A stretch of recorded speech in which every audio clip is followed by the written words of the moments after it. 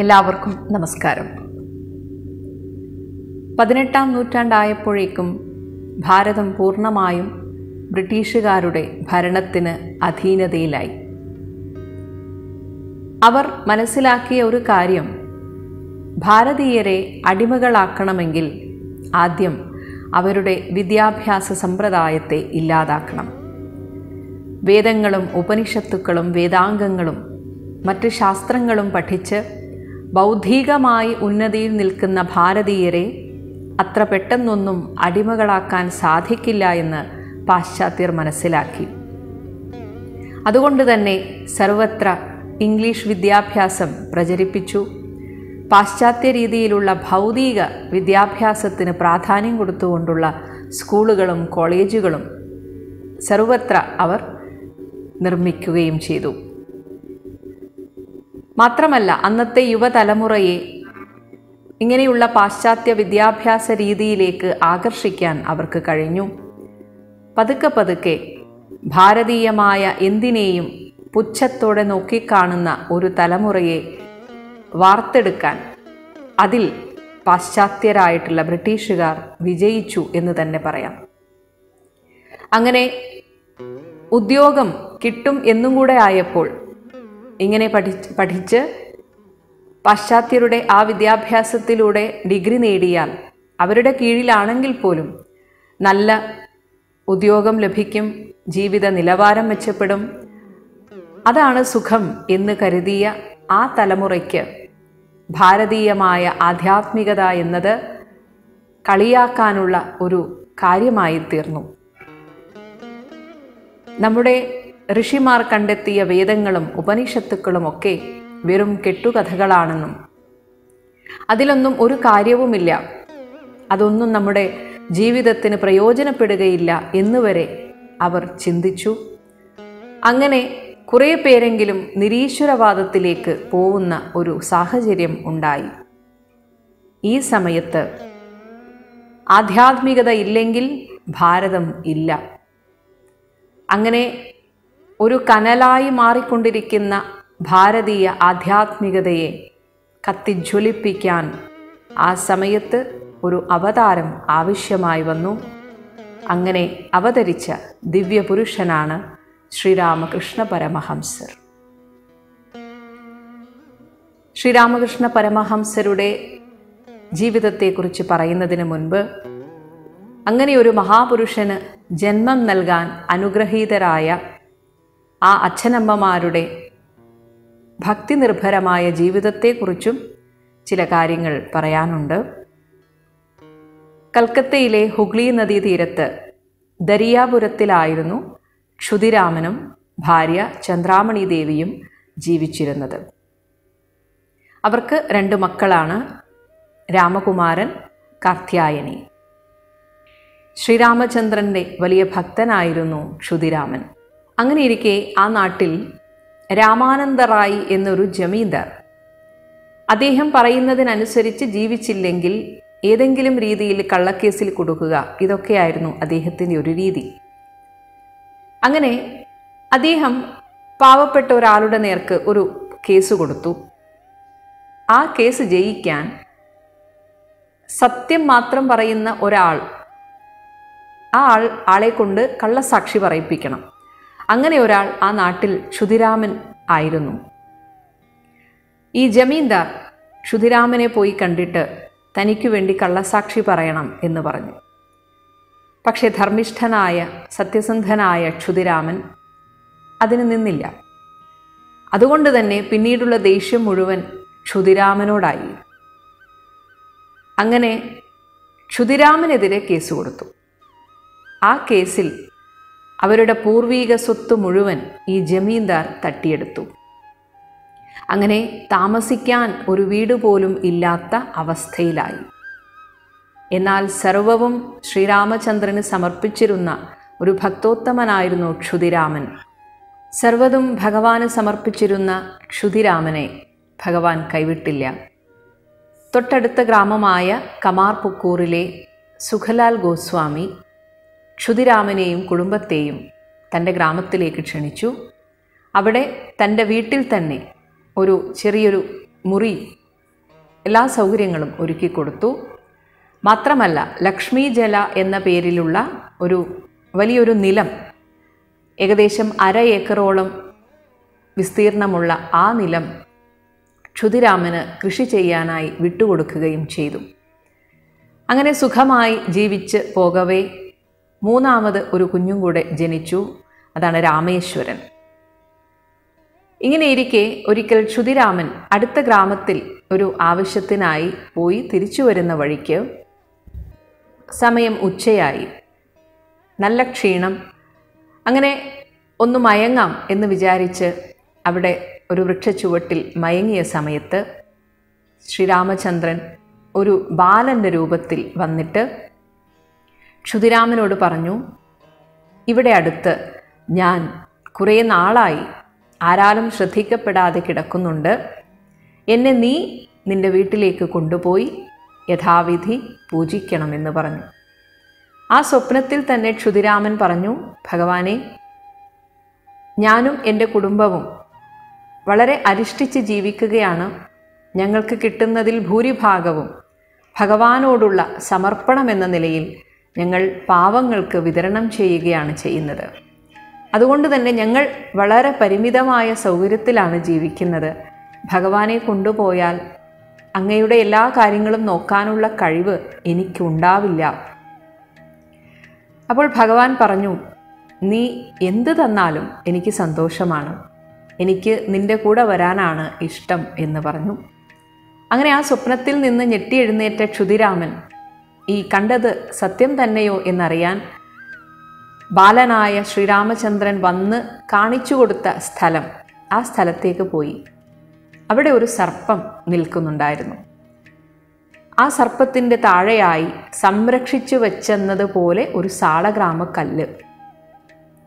ക്ഷുതിരാമൻ മെല്ലെ കൈ വെച്ച് അത് എടുക്കാൻ നോക്കിയപ്പോൾ സർപ്പം അവിടെ നിന്ന് പോയി.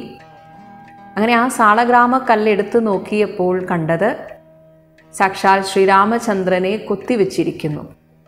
അങ്ങനെ ആ വിഗ്രഹം തൻ്റെ വീട്ടിൽ കൊണ്ടുപോയി ഭദ്രമായി പൂജിച്ചു. അങ്ങനെ വളരെ സന്തോഷത്തോടെ കഴിയുന്ന സമയത്ത് മകളായ കാർത്യായനിക്ക് ഇടക്ക് ചില പ്രേതബാധ ഉണ്ടാവാറുണ്ട്.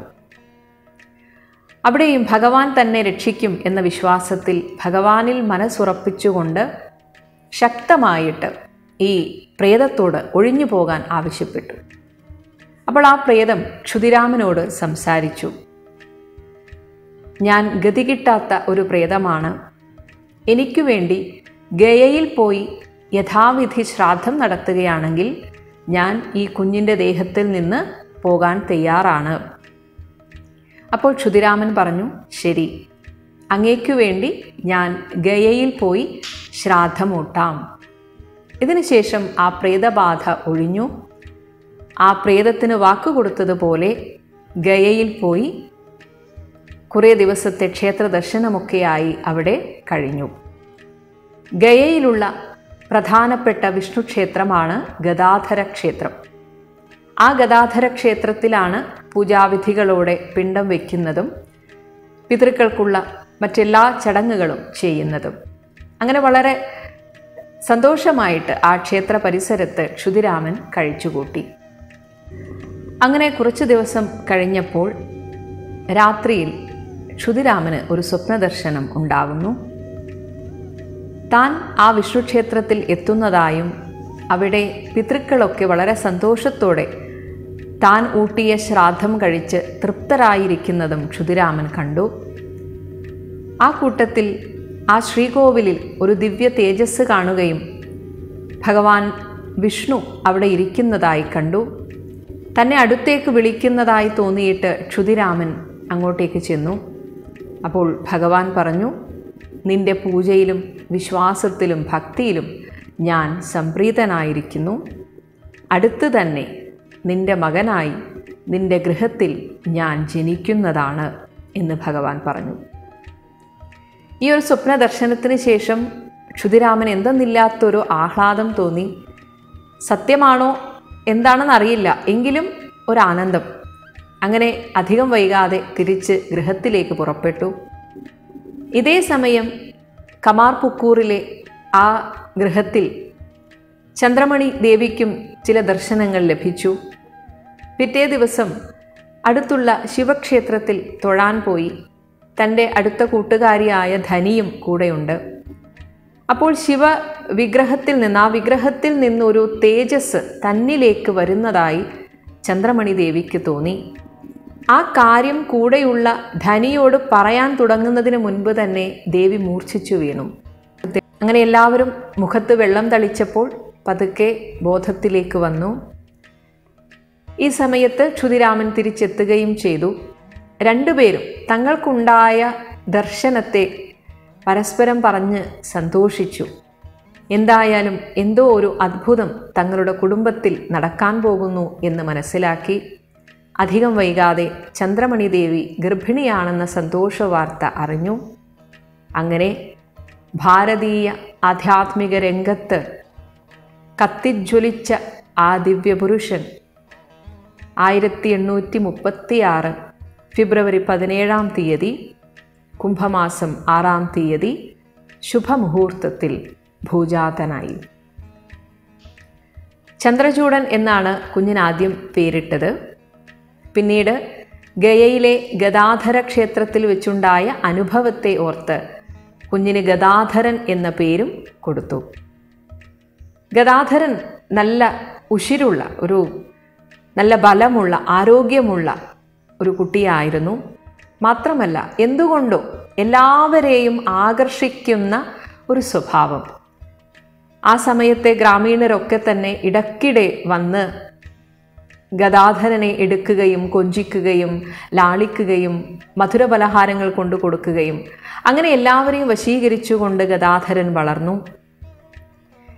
ക്ഷുതിരാമൻ മകന് പുരാണ കഥകളൊക്കെ പറഞ്ഞു കൊടുക്കും. പിന്നീട് പള്ളിക്കൂടത്ത് ചേർത്തു.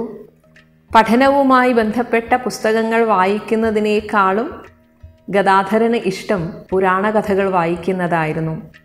അതുമാത്രമല്ല, അതിലെ ഓരോരോ അവതാര കഥകളും അങ്ങനെയുള്ള ദിവ്യ അനുഭവങ്ങളൊക്കെ വായിക്കുമ്പോൾ ഒരു പ്രത്യേക ആവേശത്തിൽ മൂർച്ഛിച്ചു വീഴുന്നത് പതിവായി.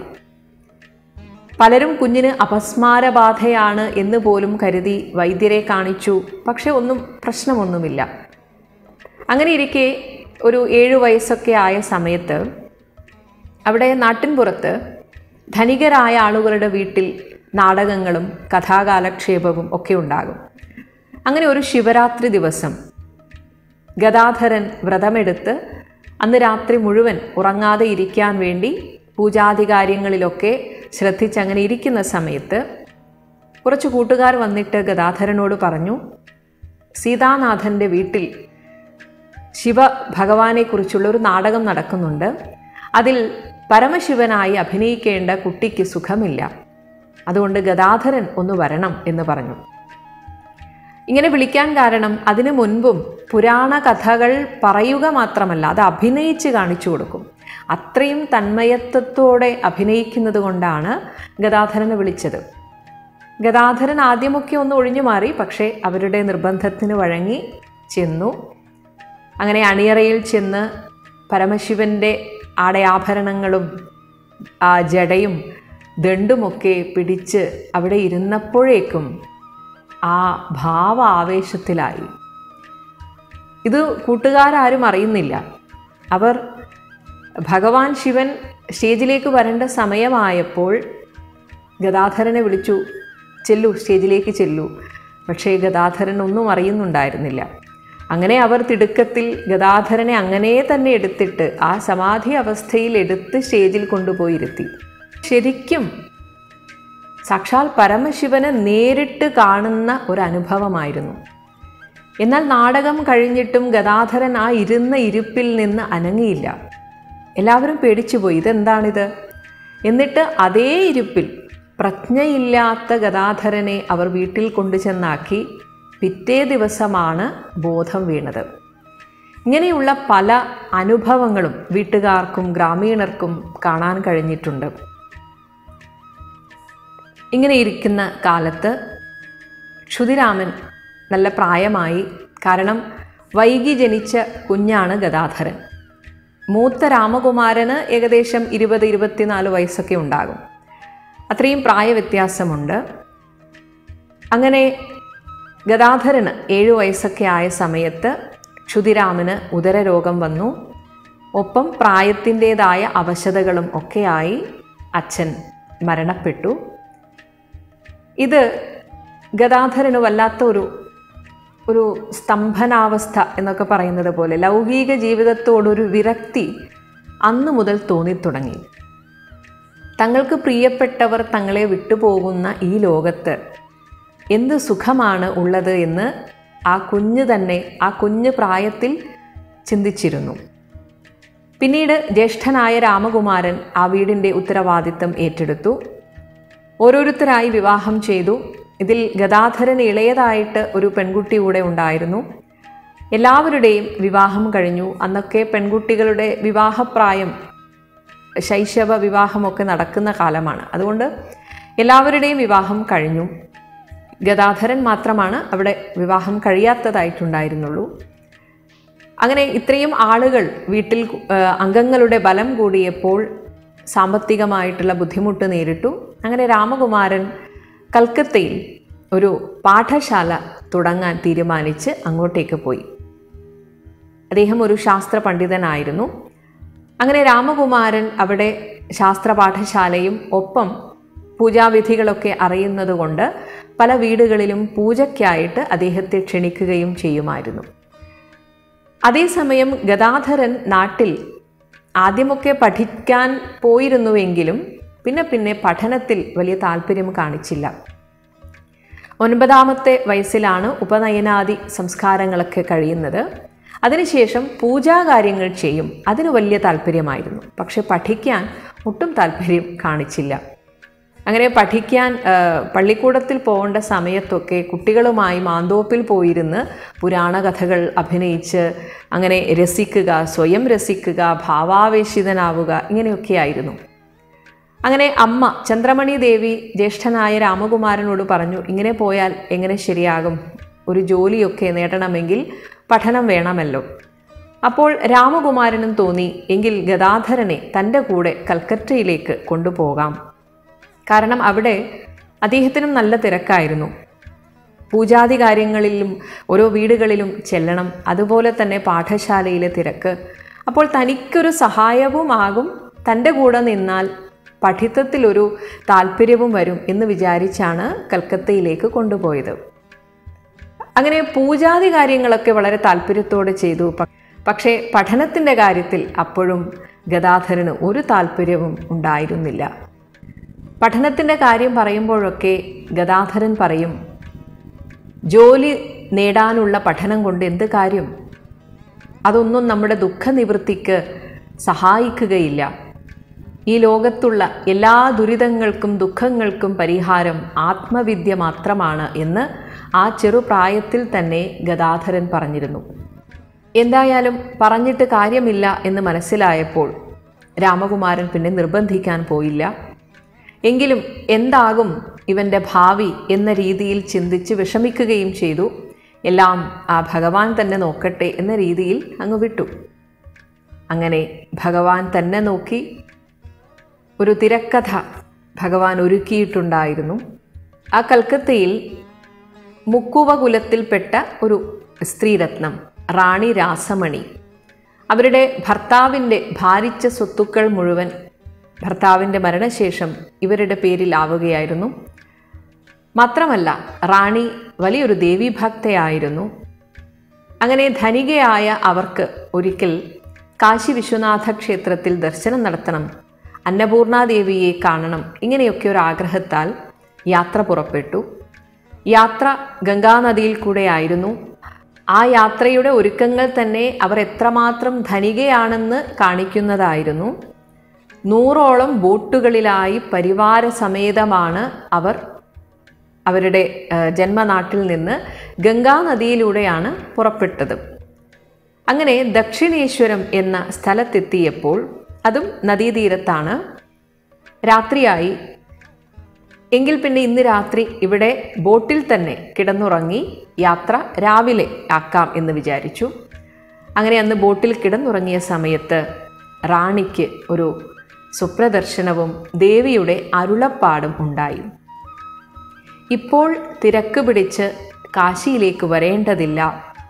അവിടെ ദക്ഷിണേശ്വരത്ത് എനിക്ക് വേണ്ടി ഒരു ക്ഷേത്രം പണിയണം. അവിടെ ഞാൻ വന്ന് അരുളുന്നതാണ് എന്ന് ദേവി പറഞ്ഞു. ഇത് സ്വപ്നമാണ് എന്നല്ല, ശരിക്കും ദേവി തന്നോട് അരുളപ്പാട് നടത്തിയതാണ് എന്ന് തന്നെ റാണി വിശ്വസിച്ചു. പിറ്റേ ദിവസം തന്നെ അവിടെ ദക്ഷിണേശ്വരത്ത് ഏകദേശം 20 ഏക്കർ സ്ഥലം വാങ്ങിച്ചു. ഉടനെ തന്നെ ക്ഷേത്രത്തിൻ്റെ പണിയും തുടങ്ങി. വെറും ക്ഷേത്രം എന്ന് പറഞ്ഞാൽ പോരാ, ശരിക്കും ഒരു കൊട്ടാരം പോലെ ഒരു ക്ഷേത്ര സമുച്ചയം. ഗംഗാനദിയിൽ നിന്ന് കയറി പോകുന്നവർക്ക് കാണാൻ കഴിയുന്നത് ഏകദേശം 12ഓളം ശിവക്ഷേത്രങ്ങൾ. ആ ക്ഷേത്രങ്ങളിലൂടെ കടന്ന് വലിയ ഒരു അങ്കണം, അവിടെ വടക്കു ഭാഗത്തായിട്ട് രാധാകൃഷ്ണ ക്ഷേത്രം, തെക്ക് ഭാഗത്തായിട്ട് ദേവീക്ഷേത്രം. അതുകൂടാതെ പൂജാരിമാർക്കും പരിചാരകർക്കും താമസിക്കാനായിട്ട് വലിയ വലിയ മുറികൾ, മട്ടുപ്പാവ്, ഒപ്പം ഉദ്യാനങ്ങൾ, കുളങ്ങൾ, അങ്ങനെ ഒരുപാട് കാര്യങ്ങൾ. ഒരു ക്ഷേത്ര സമുച്ചയം തന്നെയാണ്, കാണേണ്ട ഒരു കാഴ്ച തന്നെയാണെന്നാണ് പറയുന്നത്. അങ്ങനെ ആ ക്ഷേത്രം ഏകദേശം 8 വർഷം കൊണ്ടാണ് പണി കഴിപ്പിച്ചത്. ക്ഷേത്രം പണി അതങ്ങനെ തുടരുന്ന സമയത്ത് റാണി വലിയ ആവേശത്തിലായിരുന്നു. പക്ഷേ പ്രതിഷ്ഠാദിനം അടുക്കും തോറും റാണിക്കൊരാശങ്ക. കാരണം ജാതി കൊണ്ട് നോക്കിയാൽ ഇവർ ഒരു ശൂദ്ര സ്ത്രീയാണ്.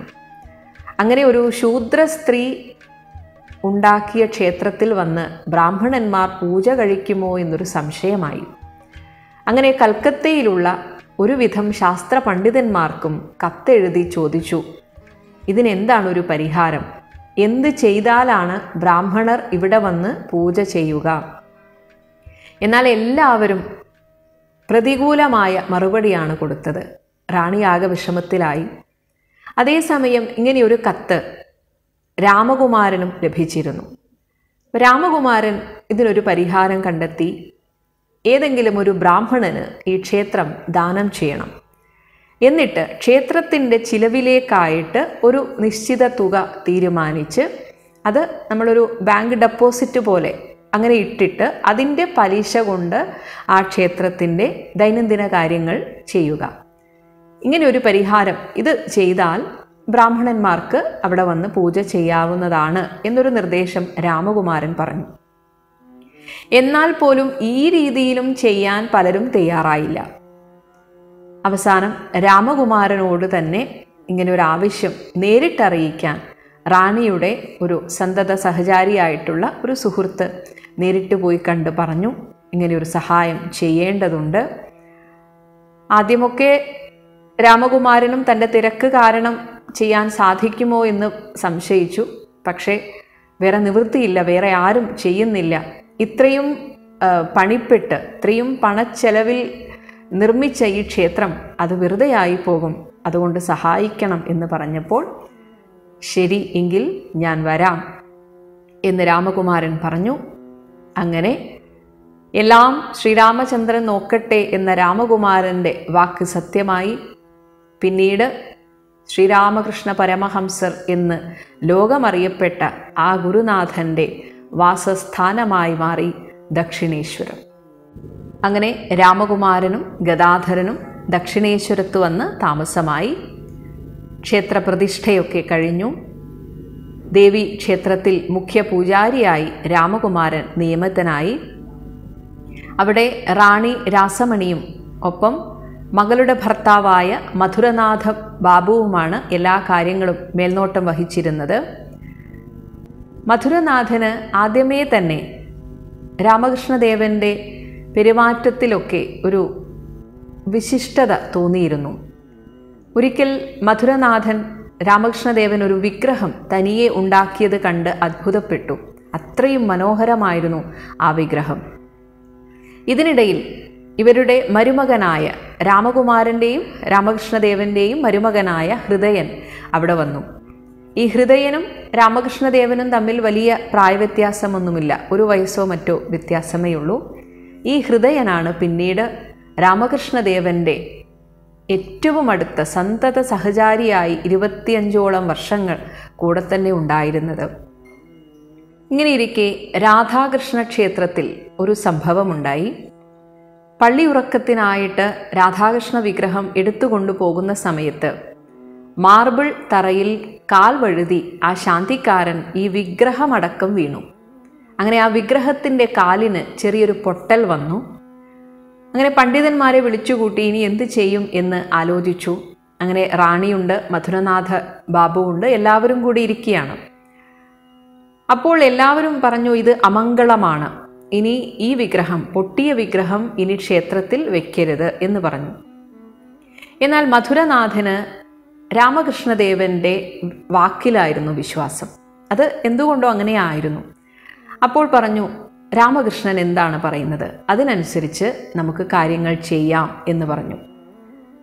അപ്പോൾ എല്ലാവരും പറഞ്ഞത് ആ വിഗ്രഹത്തെ നമുക്ക് നദിയിൽ ഒഴുക്കാം, എന്നിട്ട് പുതിയൊരു വിഗ്രഹം ഉണ്ടാക്കാം എന്നാണ് എല്ലാവരും പൊതുവെ അഭിപ്രായപ്പെട്ടത്. അപ്പോൾ രാമകൃഷ്ണദേവൻ ചോദിച്ചു, റാണിയോടാണ് ചോദിക്കുന്നത്, അങ്ങയുടെ ജാമാതാവായ ഈ മധുരനാഥ ബാബുവിനാണ് ഇങ്ങനെയൊരു അപകടം പറ്റിയാൽ ജാമാതാവിനെ നിങ്ങൾ ഉപേക്ഷിക്കുമോ? എന്നിട്ട് പുതിയ ജാമാതാവിനെ സ്വീകരിക്കുമോ? അതോ മധുരനാഥൻ്റെ കാൽ എങ്ങനെയെങ്കിലും സുഖപ്പെടുത്തുകയാണോ ചെയ്യുക? എന്തുകൊണ്ട് അതുപോലെ നമുക്ക് ഈ വിഗ്രഹത്തെയും ചെയ്തുകൂടാ എന്ന് രാമകൃഷ്ണദേവൻ ചോദിച്ചു. അത് കേട്ടപ്പോൾ റാണിക്ക് വലിയ സന്തോഷമായി. മാത്രമല്ല രാമകൃഷ്ണദേവനോട് തന്നെ അത് ചെയ്യാൻ പറഞ്ഞു. വിഗ്രഹത്തെ എങ്ങനെയാണോ ശരിപ്പെടുത്തേണ്ടത് അതുപോലെ ചെയ്യാൻ പറഞ്ഞു. അങ്ങനെ വളരെ മനോഹരമായിട്ട് ഗുരുനാഥൻ അത് ചെയ്യുകയും ചെയ്തു. അങ്ങനെ ഒരു പൊട്ടൽ ആ വിഗ്രഹത്തിന് ഉണ്ടായിരുന്നു എന്ന് കാണുന്നവർക്ക് മനസ്സിലാകാത്ത വിധത്തിലായിരുന്നു ആ വിഗ്രഹത്തെ ശരിപ്പെടുത്തിയത്. ആ വിഗ്രഹമാണ് ഇന്നും ദക്ഷിണേശ്വരത്തെ രാധാകൃഷ്ണ ക്ഷേത്രത്തിൽ ഉള്ളത് എന്നാണ് പറയപ്പെടുന്നത്. എന്തായാലും ഈ സംഭവത്തിന് ശേഷം രാമകൃഷ്ണദേവനെ തന്നെ അവിടെ രാധാകൃഷ്ണ ക്ഷേത്രത്തിലെ പൂജാരിയായി നിയമിച്ചു. ഇതിനിടയിൽ രാമകുമാരന് ഗദാധരനെയും താന്ത്രിക വിദ്യയൊക്കെ അഭ്യസിപ്പിക്കണം എന്ന് തോന്നി. അങ്ങനെ കൽക്കത്തയിലെ പ്രസിദ്ധനായ താന്ത്രിക ആചാര്യൻ കേനരാമ ഭട്ടാചാര്യരുടെ കീഴിൽ ഗദാധരനെ തന്ത്രവിദ്യ പഠിപ്പിക്കാൻ ഏർപ്പാടാക്കി. ദേവിയുടെ നാമം കാതിൽ വീണതും ഗദാധരൻ ബോധരഹിതനായി. ഇത് കണ്ട് ഗുരു പോലും ഞെട്ടിപ്പോയി എന്നാണ്. അങ്ങനെ തന്ത്രവിദ്യ അഭ്യസിച്ചതിന് ശേഷം രാമകുമാരൻ ഗദാധരനെയും പിന്നീട് ദേവീപൂജ ചെയ്യാനായിട്ട് ഏൽപ്പിക്കുമായിരുന്നു. അങ്ങനെ കുറച്ചുനാൾ കഴിഞ്ഞപ്പോൾ രാമകുമാരനും രോഗപീഡിതനായി. അദ്ദേഹം എല്ലാ കാര്യങ്ങളും അനുജനെ ഏൽപ്പിച്ച് കുറച്ചുനാൾ നാട്ടിൽ പോയി വിശ്രമിക്കണം എന്നാഗ്രഹിച്ചു. പക്ഷേ അതിന് അദ്ദേഹത്തിന് സാധിച്ചില്ല. കൽക്കത്തയിൽ വെച്ച് തന്നെ അദ്ദേഹം മരണമടഞ്ഞു. മകനെ പോലെ തന്നെ സ്നേഹിച്ച തൻ്റെ ജ്യേഷ്ഠനും വിട പറഞ്ഞപ്പോൾ പൂർണ്ണമായും ഈ ലൗകിക ജീവിതത്തോട് വിരക്തി വന്നു രാമകൃഷ്ണദേവന്. അതിനുശേഷം പൂർണ്ണമായും ക്ഷേത്രത്തിൽ പൂജ ചെയ്ത് ബാക്കിയുള്ള സമയം മുഴുവൻ ധ്യാനിക്കാനായി ഇരിക്കുകയാണ് ചെയ്യുന്നത്. അതും ആരുടെയും ശ്രദ്ധ പതിക്കാതിരിക്കാൻ വേണ്ടി ക്ഷേത്രത്തിന് വടക്ക് ഭാഗത്തുള്ള, ഇന്നത് വനമാണെന്നാണ് പറയുന്നത്, അന്ന് അതൊരു ശ്മശാനമായിരുന്നു. ആ ശ്മശാനത്തിൽ പോയിരുന്ന് രാത്രി മുഴുവൻ ധ്യാനിക്കും. അപ്പോൾ കൂടെ ഹൃദയനുണ്ട്. രാത്രി ഹൃദയൻ ഉറക്കം ഞെട്ടി നോക്കുമ്പോൾ അമ്മാവനെ കാണില്ല. അമ്മാവനാണല്ലോ ഗദാധരൻ. അപ്പോൾ കാണാതെ അമ്മാവനെ തിരഞ്ഞ് നടക്കും. അങ്ങനെ ശ്മശാനത്തിൽ പോകുന്നത് ഒരു ദിവസം കണ്ടു. ചെന്ന് നോക്കിയപ്പോൾ ഒരിക്കൽ പേടിയുണ്ട്, ശ്മശാനത്തിൽ പോകാൻ പേടിയുണ്ട്. എന്നിട്ടും വിളക്കൊക്കെ എടുത്ത് പോയപ്പോൾ കണ്ട കാഴ്ച പൂണൂല് പോലും അഴിച്ചു വെച്ച് പൂർണ്ണ സമാധിയിലിരിക്കുന്ന രാമകൃഷ്ണദേവനെയാണ്. അപ്പോൾ ഹൃദയം ചോദിച്ചു, എന്തിനാണ് പൂണൂൽ അഴിച്ചു വയ്ക്കുന്നത്? അപ്പോൾ പറഞ്ഞു, അമ്മയെ ധ്യാനിക്കുമ്പോൾ താനൊരു ബ്രാഹ്മണനാണ് എന്ന ചിന്ത പോലും പാടില്ല. പൂണൂൽ ശരീരത്തിൽ ഉണ്ടാകുമ്പോൾ അങ്ങനെ ഒരു ചിന്ത വരും. അതുകൊണ്ടാണ് ഞാനിത് അഴിച്ചു വയ്ക്കുന്നത് എന്ന് പറഞ്ഞു. ഇങ്ങനെ എല്ലാ ദിവസവും രാത്രി മുഴുവൻ ധ്യാനവും പകൽ സമയം മുഴുവൻ ദേവീ പൂജയും. പതുക്കെ പതുക്കെ ആ ജഗദംബ തൻ്റെ അമ്മ തന്നെയാണെന്ന് വിശ്വസിച്ചു തുടങ്ങി. അതുകൊണ്ട് തന്നെ അമ്മയെ തനിക്ക് നേരിട്ട് കാണണം എന്ന ചിന്തയായി. ഇതിനു മുൻപ് ദേവീ ദർശനം ലഭിച്ച രാമപ്രസാദൻ, കമലകുണ്ടൻ ഇവരൊക്കെ എഴുതിയ ദേവീ കീർത്തനങ്ങളുണ്ട്. ഇതൊക്കെ ഉറക്കെ പാടിക്കൊണ്ട് അമ്മയെ എനിക്കും കാണണം, അമ്മ എൻ്റെ മുന്നിലും വരണം എന്നെപ്പോഴും പറഞ്ഞുകൊണ്ടിരിക്കും. അമ്മ വരാതായപ്പോൾ ചോദിക്കും, ഒരു കൊച്ചു കുഞ്ഞിനെ പോലെ വാശി പിടിച്ചിട്ട്, രാമപ്രസാദന് ദർശനം കൊടുത്തല്ലോ, അതെന്താ എനിക്ക് തരാത്തത്? ഞാനെന്താ പാപിയാണോ? എൻ്റെ മുന്നിൽ എന്താ അമ്മ വരാത്തത്? ഇങ്ങനെയൊക്കെ ചോദിച്ച് കരയാൻ തുടങ്ങി. ഓരോ ദിവസവും ഇന്ന് വരും, ഇന്ന് അമ്മ എന്തായാലും വരും എന്ന് വിചാരിക്കും. എന്നാൽ രാത്രി ക്ഷേത്രം അടച്ച് മണിയടിക്കുമ്പോൾ, ക്ഷേത്രം അടച്ചതിൻ്റേതായ ആ മണിയടി മുഴങ്ങുമ്പോഴേക്കും ഭാവാവേശിതനായിട്ട് എൻ്റെ അമ്മയെ ഞാൻ ഇന്നും കണ്ടില്ല എന്ന് പറഞ്ഞ് ഓടി ആ മുറ്റത്ത് മുഖമമർത്തി കരയും. കരയുക മാത്രമല്ല, ആ മുഖം അങ്ങനെ ഉരയ്ക്കും, ചോര പൊടിയും മുഖത്ത് നിന്ന്.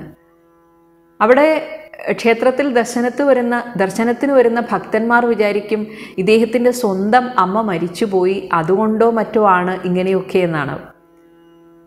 അങ്ങനെയിരിക്കെ ഒരു ദിവസം, ഒരു നിമിഷം പോലും എനിക്കിനി അമ്മയെ കാണാതെ വയ്യ എന്നൊരവസ്ഥ വന്നു. പിന്നീട് രാമകൃഷ്ണദേവൻ തൻ്റെ ശിഷ്യന്മാർക്ക് ഈ അവസ്ഥയെക്കുറിച്ചൊക്കെ പറഞ്ഞു കൊടുത്തിട്ടുണ്ട്. അന്ന് എൻ്റെ ഹൃദയം പിഴിയുന്നത് പോലെ, ആരോ ഇങ്ങനെ തുണി പിഴിയുന്നത് പോലെ എൻ്റെ ഹൃദയം ഇങ്ങനെ പിടയ്ക്കുകയായിരുന്നു എൻ്റെ അമ്മയെ കാണാതെ. ഇനി ഒരു നിമിഷം എനിക്ക് ജീവിച്ചിരിക്കാൻ സാധിക്കില്ല. അങ്ങനെ കരഞ്ഞ് പെട്ടെന്നൊരു ഭാവാവേശത്തിൽ അമ്മയുടെ കയ്യിലെ വാളെടുത്ത്, ഇനി എനിക്ക് ജീവിക്കേണ്ട, അമ്മയെ കാണാതെ ഇനി എനിക്ക് ജീവിക്കേണ്ട എന്ന രീതിയിൽ താനിപ്പോൾ മരിക്കും എന്ന ഭാവത്തിൽ പോയി ആ വാളെടുത്തതും ദേവി സർവാഭരണ വിഭൂഷിതയായിട്ട് തൻ്റെ മകൻ്റെ മുന്നിൽ പ്രത്യക്ഷപ്പെട്ടു. അന്ന് കുറച്ചു നേരത്തേക്ക് പിന്നെ രാമകൃഷ്ണദേവന് പ്രജ്ഞയുണ്ടായില്ല. ഏകദേശം ഒരു 2-3 ദിവസത്തേക്ക് ആ ആനന്ദ ലഹരിയിലായിരുന്നു. ദേവിയെ കണ്ടു, എൻ്റെ അമ്മയെ കണ്ടു. അങ്ങനെ പിന്നീടൊരു കൊച്ചു കുഞ്ഞ് അമ്മയോട് എങ്ങനെയാണോ കളിക്കുക, അമ്മയുമായി ഒളിച്ചു കളിക്കും. അമ്മ ഒളിക്കുകയാണ്, താൻ കണ്ടുപിടിച്ചു, താൻ കണ്ടേ എന്ന ഭാവത്തിൽ അങ്ങനെ അമ്മയുമായി കളിക്കും. പിന്നെ അദ്ദേഹത്തിന് പൂജയൊന്നും ചെയ്യാൻ പറ്റാതെയായി. എത്ര ഒരുക്കിയാലും മതിയാവില്ല. ഒരുക്കിക്കൊണ്ടേയിരിക്കും, അമ്മയെ നോക്കിയിരിക്കുക. അമ്മയ്ക്ക് നിവേദ്യം കൊടുത്തിട്ട് അമ്മ അത് ശരിക്കും ഭക്ഷിക്കുന്നുണ്ടോ എന്നിങ്ങനെ നിർനിമേഷനായിട്ട് നോക്കി നിൽക്കും. പിന്നീട് ഗുരുദേവൻ തൻ്റെ ശിഷ്യന്മാരോട് പറഞ്ഞിട്ടുണ്ട്, എന്നെ സംബന്ധിച്ച് അമ്മ സജീവമായിട്ട് എൻ്റെ മുന്നിൽ നിൽക്കുന്നു, എന്നാൽ ചില സമയത്ത് തോന്നും വിഗ്രഹരൂപത്തിലാണല്ലോ, അപ്പോൾ അമ്മ എന്താ നിശ്ചലയായിട്ടിരിക്കുന്നത്, ജീവനില്ലേ എന്ന ഭാവത്തിൽ അമ്മയുടെ മൂക്കിൻ്റെ അവിടെ വിരൽ കൊണ്ടുവയ്ക്കും, ശ്വാസമുണ്ടോ എന്ന് നോക്കാൻ. അപ്പോൾ ആ ശ്വാസോച്ഛ്വാസം തനിക്ക് അനുഭവിക്കാൻ സാധിച്ചു എന്നാണ് രാമകൃഷ്ണദേവൻ പിന്നീട് തൻ്റെ ശിഷ്യന്മാരോട് പറഞ്ഞത്. അതുപോലെ രാത്രി സമയത്ത് അമ്മ മുകളിലേക്ക് കയറിപ്പോകുന്ന ശബ്ദം കേൾക്കാം. അങ്ങനെ പതുക്കെ രാമകൃഷ്ണദേവനും പുറകെ പോയി നോക്കും. അപ്പോൾ കാണാം രാത്രി നല്ല നിലാവുള്ള ആ സമയത്ത് മട്ടുപ്പാവിൽ തൻ്റെ നീണ്ട തലമുടി പിന്നിയിടുന്ന അമ്മയെ ഞാൻ കണ്ടിട്ടുണ്ട് എന്നാണ് രാമകൃഷ്ണദേവൻ പറഞ്ഞത്. ഇങ്ങനെ പൂജകളൊക്കെ ഇഷ്ടം പോലെ സമയമെടുത്താണ്. പൂജ ചെയ്യുന്നുണ്ടോ എന്ന് പോലും ചിലപ്പോൾ സംശയമാണ്. അമ്മയെ നോക്കിക്കൊണ്ടിരിക്കുക, അമ്മയോട് വർത്താനം പറയുക, ചിരിക്കുക, കരയുക, ശരിക്കും ഒരു ഭ്രാന്തനെ പോലെ. ഇങ്ങനെ നല്ലതിനെ മനസ്സിലാക്കാനും കഴിയാത്ത ചില ആളുകൾ ഉണ്ടാകുമല്ലോ. ഈ ക്ഷേത്രത്തിലും അങ്ങനെ ചിലവരുണ്ടായിരുന്നു. രാമകൃഷ്ണദേവൻ്റെ ഈ പെരുമാറ്റം വെറും ഭ്രാന്താണ് എന്ന രീതിയിൽ അവർ സംസാരിച്ചു തുടങ്ങി. എന്നാൽ ചിലർക്കെങ്കിലും മനസ്സിലായി രാമകൃഷ്ണദേവൻ്റെ ആ ഉന്നതമായ ഭക്തി അവസ്ഥ കൊണ്ടാണ് ഇങ്ങനെ ചെയ്യുന്നത് എന്ന്. എന്തായാലും ഈ അസൂയപ്പെട്ട കുറേ പേർ, അല്ലെങ്കിൽ രാമകൃഷ്ണദേവന് ഭ്രാന്താണെന്ന് വിശ്വസിച്ചിരുന്നവർ പരാതി കൊടുത്തു. ഇദ്ദേഹം പൂജയൊന്നും ചെയ്യുന്നില്ല, എന്തൊക്കെയോ പുലമ്പുന്നു, നേരെ ചൊവ്വ പൂജ ചെയ്യാതിരുന്നാൽ അത് ക്ഷേത്രത്തിന് ദോഷമാകും എന്നൊരു കത്ത് മധുരനാഥൻ്റെ പേരിൽ അയച്ചു. മധുരനാഥൻ ആരോടും ഒന്നും പറയാതെ പെട്ടെന്നൊരു ദിവസം വന്നു. നോക്കിയപ്പോൾ കാണുന്നത് അമ്മയെ നോക്കി നിർനിമേഷനായിരിക്കുന്ന രാമകൃഷ്ണദേവനെയാണ്. മധുരനാഥ ബാബുവിന് എല്ലാം മനസ്സിലായി. മാത്രമല്ല, തൻ്റെ അമ്മയായ, അതായത് ഭാര്യയുടെ അമ്മയായ റാണി എന്താണോ മനസ്സിൽ, ദേവിയുടെ അരുളപ്പാട് എന്തായിരുന്നോ അത് ശരിയായിരിക്കുന്നു എന്നാണ് മധുരനാഥിന് തോന്നിയത്. ദേവി സാക്ഷാത്തായിട്ട് അവിടെ പ്രത്യക്ഷയാണ് എന്ന് മധുരനാഥിന് മനസ്സിലായി. അതുകൊണ്ട് തന്നെ ഭഗവാനെതിരെ പരാതി പറഞ്ഞ അവരോട് ഭഗവാൻ ഇവിടെ തുടരും, രാമകൃഷ്ണൻ ഇവിടെ തുടരും എന്ന് തന്നെ അദ്ദേഹം തറപ്പിച്ചു പറഞ്ഞു. ഒരിക്കൽ റാണിയും ദക്ഷിണേശ്വരത്ത് വന്ന് ദേവിയെ തൊഴുത് രാമകൃഷ്ണദേവനോട് കുറച്ച് കീർത്തനങ്ങൾ പാടാൻ പറഞ്ഞു. ആ കീർത്തനത്തിൻ്റെ ആനന്ദലഹരിയിൽ ലയിച്ച് റാണിയും ഒരു പ്രത്യേക അനുഭൂതിയിൽ അങ്ങനെ ധ്യാനിച്ചിരുന്നു പോയി. പക്ഷെ പെട്ടെന്ന് റാണിയുടെ മനസ്സ് ലൗകികമായ വ്യവഹാരത്തിലേക്ക് പോയി. അതായത് വ്യവഹാരം എന്ന കേസാണ്. ആ സമയത്ത് റാണിക്ക് കോടതിയിൽ ഒരു കേസ് നടക്കുന്നുണ്ടായിരുന്നു. അപ്പോൾ ആ വിചാരത്തിലേക്ക് പെട്ടെന്ന് അങ്ങോട്ട് മനസ്സ് വഴുതിപ്പോയി. ഉടനെ തന്നെ രാമകൃഷ്ണദേവൻ റാണിയാണ്, ആ ക്ഷേത്രത്തിൻ്റെ ഉടമയാണ്, ഇതൊന്നും നോക്കിയില്ല, ഒരൊറ്റ അടി കയ്യിലടിച്ചിട്ട് പറഞ്ഞു, എന്താ ഇത്, ഇപ്പോഴും ആ വിചാരത്തിലാണോ എന്ന് ചോദിച്ചു. റാണി അത്ഭുതപ്പെട്ടു. ഇതെങ്ങനെ ഇത്ര പെട്ടെന്ന് എൻ്റെ മനസ്സ് മാറിയത് രാമകൃഷ്ണദേവൻ എങ്ങനെ അറിഞ്ഞു? എന്നാൽ ഇത് കണ്ട് രാമകൃഷ്ണദേവനെതിരെ പരാതി കൊടുത്തവർ അവർ സന്തോഷിച്ചു. അവർ വിചാരിച്ചു, ഇനി ഇദ്ദേഹത്തെ ഇവിടെ വെച്ചുകൊണ്ടിരിക്കില്ല, കാരണം റാണിയെ അടിക്കാൻ മാത്രം ധൈര്യമോ എന്ന് വിചാരിച്ച് അങ്ങനെ റാണി ക്ഷേത്രത്തിൽ നിന്ന് തിരിച്ചു പോകുന്നതിന് മുന്നേ ഈ പരാതിക്കാരൊക്കെ വന്നിട്ട്, കണ്ടോ ഇപ്പോഴെങ്ങനെയുണ്ട്, എന്തൊരു ധിക്കാരമാണ് എന്നൊക്കെ ചോദിച്ചു. അപ്പോൾ റാണി പറഞ്ഞു, എന്നെ അടിച്ചത് സാക്ഷാൽ ദേവിയാണ്.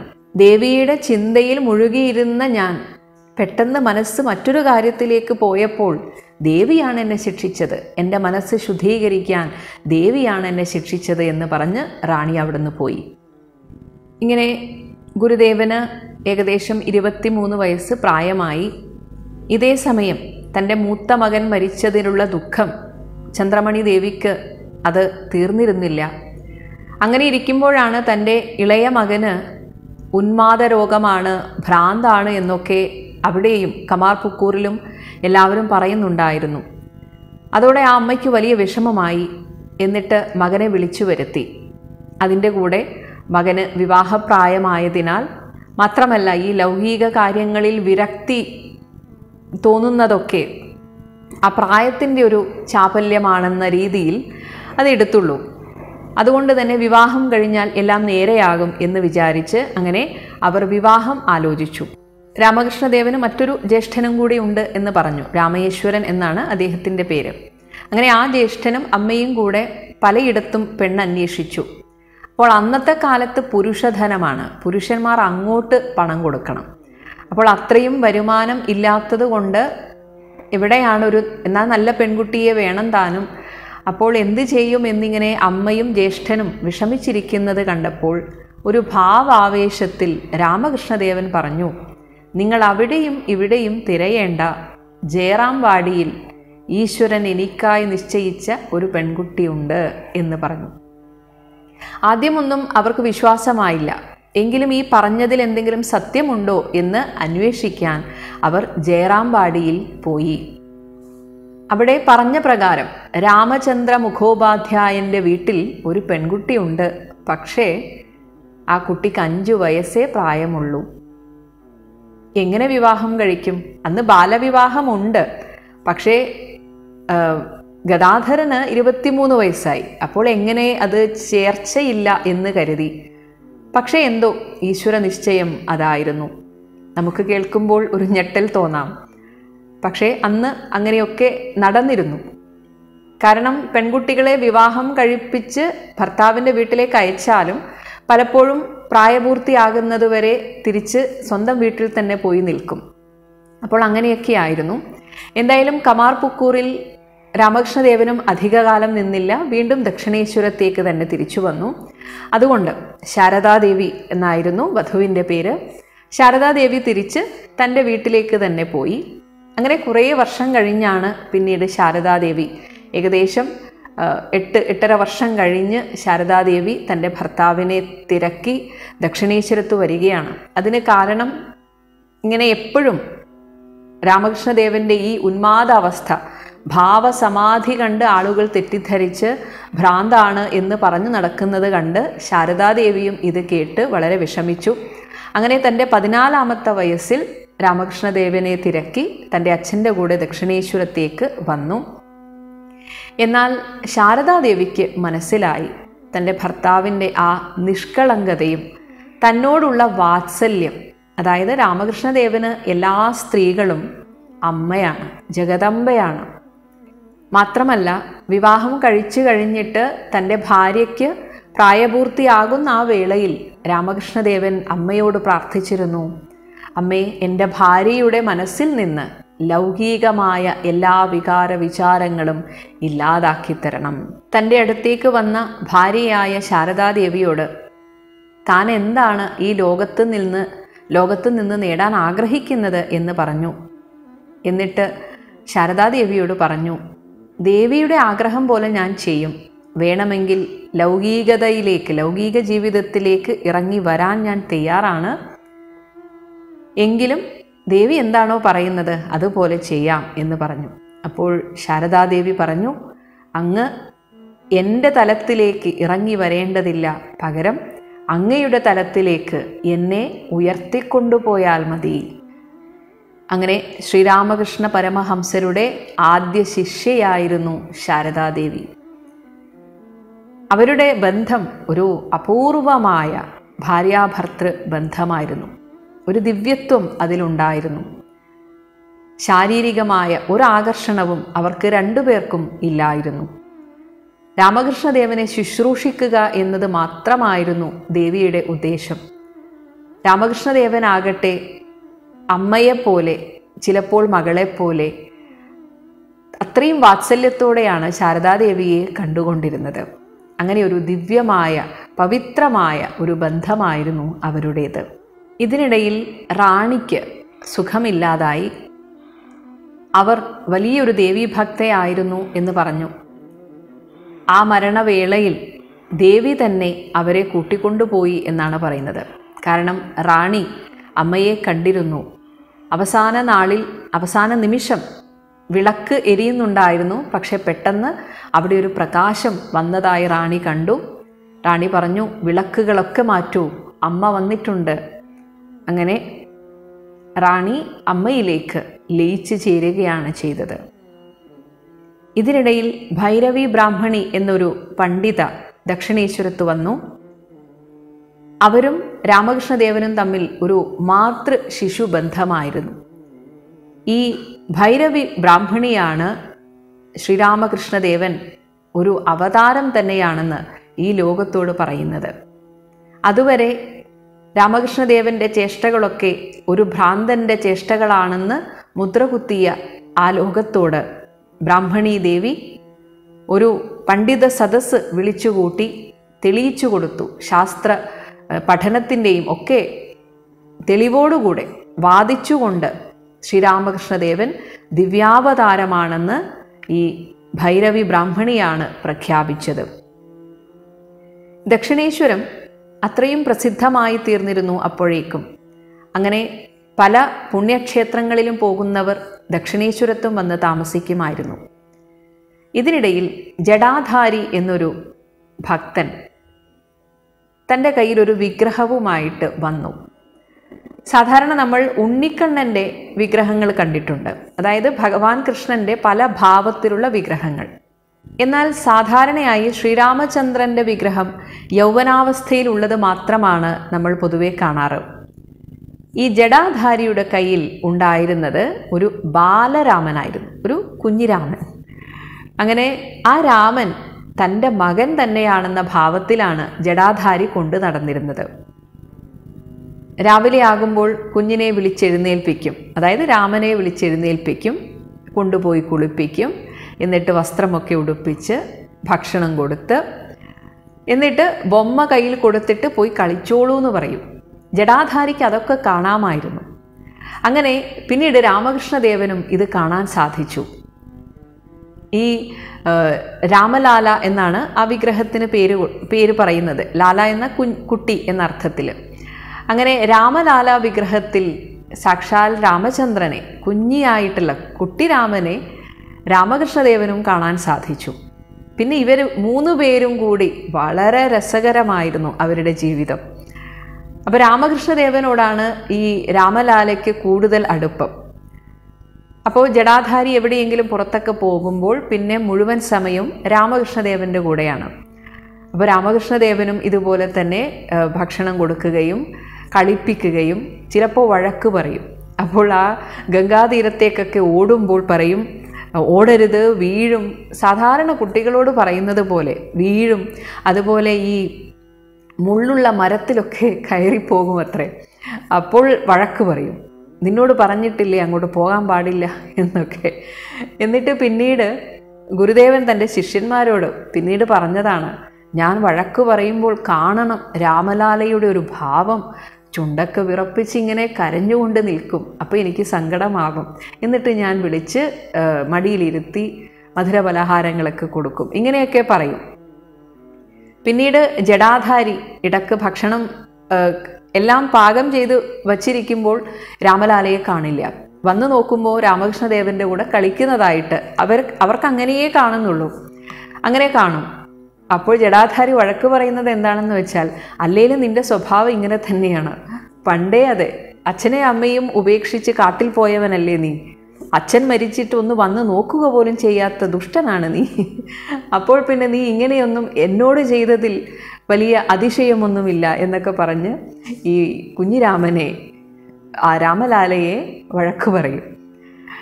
പിന്നീട് ജടാധാരി ഒരു ദിവസം പറഞ്ഞു, ശ്രീരാമചന്ദ്രൻ എനിക്ക് ദർശനം തന്നിട്ട് എന്നോട് പറയുകയാണ്, രാമലാലയ്ക്ക് രാമകൃഷ്ണദേവനെ വിട്ടുവരാൻ ആഗ്രഹമില്ല, താങ്കളുടെ കൂടെ ജീവിക്കാനാണ് രാമലാല ആഗ്രഹിക്കുന്നത്, അതുകൊണ്ട് ഞാൻ പോവുകയാണ്.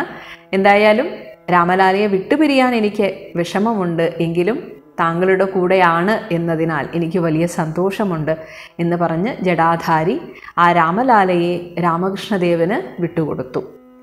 ഈ രാമലാല വിഗ്രഹം ഇപ്പോഴും ദക്ഷിണേശ്വരത്ത് വെച്ച് പൂജിക്കുന്നുണ്ടെന്നാണ് പറയുന്നത്.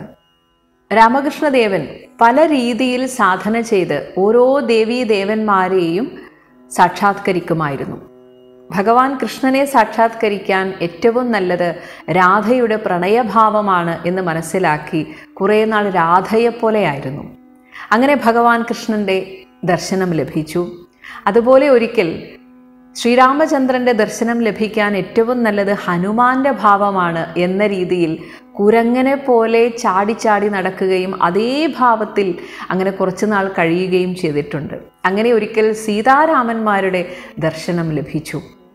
ഇങ്ങനെ ഓരോരോ ദേവീദേവന്മാരുടെ ദർശനം ലഭിച്ച ശേഷം രാമകൃഷ്ണദേവന് ആ ബ്രഹ്മസാക്ഷാത്കാരം വേണമെന്നൊരാഗ്രഹം വന്നതും അമ്മയുടെ സങ്കല്പം പോലെ തോത്താപുരി എന്ന അദ്വൈതാചാര്യൻ, ശങ്കരാചാര്യരുടെ ആ പരമ്പരയിൽപ്പെട്ട ഒരു ആചാര്യൻ ദക്ഷിണേശ്വരത്ത് വന്നു. അങ്ങനെ ഈ തോത്താപുരിക്കും ശ്രീരാമകൃഷ്ണദേവനെ കണ്ടപ്പോൾ ആധ്യാത്മികമായി ഒരുപാട് ഉയർന്ന തലത്തിലുള്ള ഒരാളാണ് എന്ന് മനസ്സിലായി. അങ്ങനെ തോത്താപുരി ചോദിച്ചു, ഞാൻ വേദാന്തം പഠിപ്പിക്കട്ടെ എന്ന് ചോദിച്ചപ്പോൾ രാമകൃഷ്ണദേവൻ പറഞ്ഞു, ഞാൻ അമ്മയോട് ചോദിച്ചിട്ട് പറയാം.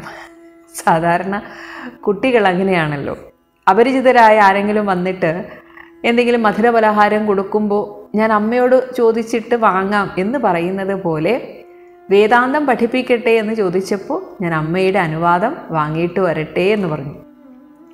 അങ്ങനെ തോത്താപുരി പറഞ്ഞു, ശരി, അപ്പോൾ തോത്താപുരിക്ക് ഇതൊക്കെ ഒരു അന്ധവിശ്വാസമായിട്ടാണ് തോന്നിയത്.